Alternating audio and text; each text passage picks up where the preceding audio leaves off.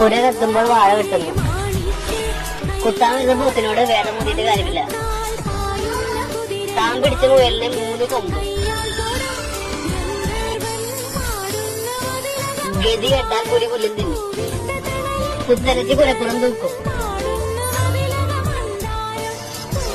എലിയെ പേടിച്ച് എല്ലാം ചുട്ടും.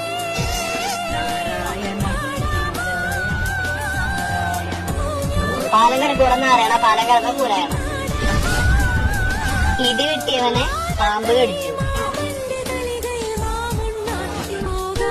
കുന്തം പോയ കൊടുത്തിട്ട് നിൽക്കണം.